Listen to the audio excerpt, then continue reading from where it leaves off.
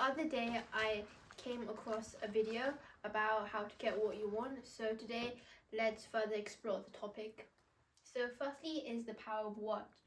So don't ask yes or no questions. So for example, would you like 1 or 2 muffins? But instead rephrase it so you ask, would 2 muffins be enough? Because the word enough and the fact that you only give like 1 choice actually makes the person believe that it's the choice they should pick. So you've just like sold 2 muffins now instead of just 1 if you had asked the previous question. This is because this question targets the subconscious mind, and the subconscious mind, it only makes yes or no decisions and really simple like decisions. So if you ask, would 2 muffins be enough, that targets the mind, it will automatically say yes most of the time. And this is based on the book, which is called Exactly What to Say, and in it there's 17 like magic words you say to get what you want. So firstly is, would you be like open-minded to? And this works because people naturally want to be seen as open-minded, because nobody actually wants to be seen as closed-minded. So if you say, would you be open-minded to like try this new product, then most of the times they will say yes, because they see it as the only choice. Because if they say yes, then they're seen as open-minded, but if they say no, then like no one wants to be seen as other like closed-minded. So second, just out of curiosity, this works because it helps you figure out what's holding the other person back, so that you can give them like more like clarity, and you know what is right for them afterwards. So for example, if you say like if you ask just out of curiosity to like question them on the decision, then they'll either like tell you like what it is, or they will just keep silent, and then after they keep silent, they'll realize that they don't have any other option other than tell you what they actually think. So then you can better understand their decisions and help you to make a decision that's better suited to them as well, once you understand their reasons for like hesitation. So thirdly is if I can, or you. So if like you invited your friend out to go to dinner with you, but they say, oh no, because I don't have a car. But if you say, oh, if I can pick you up, will you go with me? But if they still refuse, then you know that the car isn't the actual reason, and you'll find out the real reason behind why they did it. So it basically enables you to find out the true reason behind the refusal, and it also shows generosity and makes you seem like a nicer person because you're offering to do something for them too. And fourth is, when will be a good time? And this is good because it shows that like no is not an option, because you can't just reply no to it, and it makes it seem like the decision has already been made and it's like cemented, and all you need to do is just find a suitable time for it in your like schedule. So it makes the decision seem much more real, and it forces them to pick a time best suited for them too, and it also makes them feel like they have more of a choice on when you do whatever you want to do is. Fifth is what happens next. It basically helps move the decisions forward. Like if 2 people are like trying to decide something, but then they go silent because people are afraid to be too pushy to reach a decision quick. But if you just ask like what happens next, then they're more likely to reach a decision quicker. And also because if you're trying to like secure a deal with someone, and then you say, oh, what happens next after you do this is you'll just fill in your address and then we'll go from there.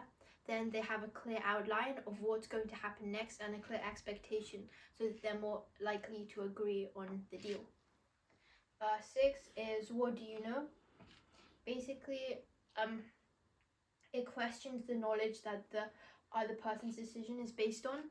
So for example, if there was like a restaurant and like someone said, oh, let's not go to that restaurant because it's really bad, and then you ask, well, what do you know about the menu, and then they realize that they haven't actually been there, and that their decision were only based on what other people said in their judgment, so which makes them more like open-minded and more likely to try out the restaurant as well, and consider your opinions about it too.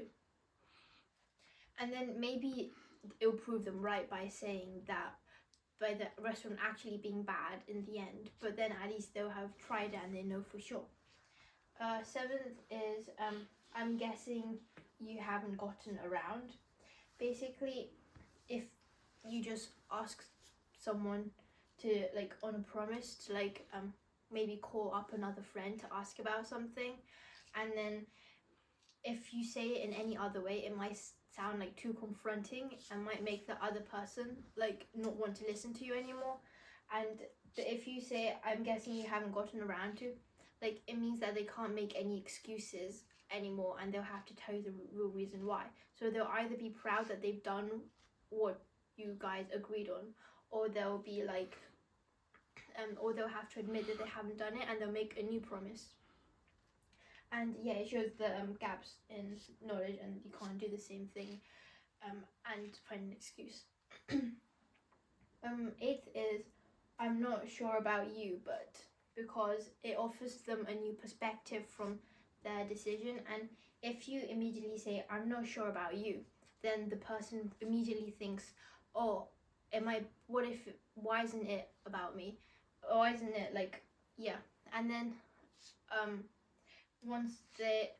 if you say, I'm not sure about you, it means that you think the other person won't be interested in it. But then that actually makes the other person more interested in what you have to say, and it increases their curiosity, and it also offers them a new perspective to, like, go with what you suggested and see from your point of view as well. So ninth is just imagine. So if you can't picture doing something, then you won't have like as much motivation as if you can. So you need to have like an image of yourself doing it.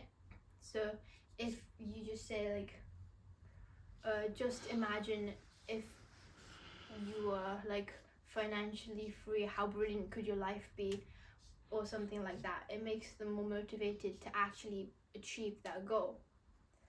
And 10 is, before you make up your mind, it basically gives them a second chance to reconfirm and rethink everything, and it gives you a second chance as well to offer your opinion and to like make them more likely to agree with what you say.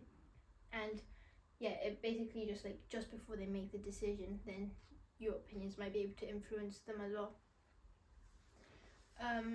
11 is most people. Basically, most people works because people usually want to side with the majority and what most people do. If you say most people, then people will like automatically assume, well, I am most people, so I'll do what most people do. So like if you're trying to like offer them a course or something, and they say, should I go for the free or premium option, and then you go, well, most people would try the free would just try out like the free trial, and then go on to decide what better suits them, then they'll immediately try the free trial because they'll think, okay, yeah, I'm most people, so that's what I'm going to do as well. 12 is, could I have a small favor? Basically, it lets the other person feel helpful, and it's also mainly used right after the other person has thanked you, because right after they've thanked you, they can feel like obligated to do something for you back. So if you just say like a small favor, it makes it seem a bit like insignificant and low effort as well, so they're more likely to agree with what you have asked of them, and yeah, they'll also keep your opinion in mind. 13 is 3 options. So basically, where you have like, you offer them 3 options, and you put the one that you would like them to do at the very end, because that's the one that they're going to remember most, the last thing you've said, and also like present it more favorably than the other ones, so you can use more detail to describe it. So if you wanted to like go with your friends somewhere, and the options were either to like go to the library or to go to a cinema or just go to a restaurant, and you wanted to go to the cinema, you could say, oh, we could go to the library and just study, or we can go to a restaurant but it's quite far away, or we can go to the cinema which is nearby, and I heard there's just a new movie that's come out, so I think it would be really fun for us to go. And then they're more likely to choose the cinema because it's the last option which sticks in their mind the most, and it's also presented the most favorably and the easiest because it's the nearest. 14 is what makes you say that.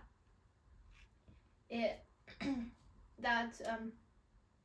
it basically like makes it seem like there's a gap in the other person's knowledge because you're questioning them on like why, like what their opinion is based off of, which is similar to like one of the other ones. But oh yeah, the number 6, which is what do you know, basically. Then you can also get a deeper like understanding of what the other person is thinking and what their decision actually is, and you can offer them a better like decision based on what they have said. 15 is 2 types of people. So if you say there are 2 types of people, one of them just lets people control them and they're like puppets, and the other type of person takes control of their lives to actually reach their goals by working hard, then it obviously presents one of them more favorably than the other. The working hard one is obviously the like better option and the positive one. So the other person would immediately want to be the second type of person. So if you present them as there's 2 types of people, they immediately wonder, what type of person would I be? And they were more likely to make a decision. 16 is my opinion is. That helps because it like gives them like a perspective on what you think, and they can compare it to the other one. Like, you're not saying the right choice is this, you're just offering them another like solution on what you think about it, so they can consider your opinions more deeply as well. 17 is how would you feel if, because most people make decisions emotionally rather than logically, and they always think of their emotions first. So if you ask them how would they feel if, then they're more likely to make a decision, because emotions are more likely to create like action rather than like if you just ask them like logically, because they're more likely to act off their emotions rather than the other one. So yeah, I hope you learned something from today. That's all. Thank you. Bye.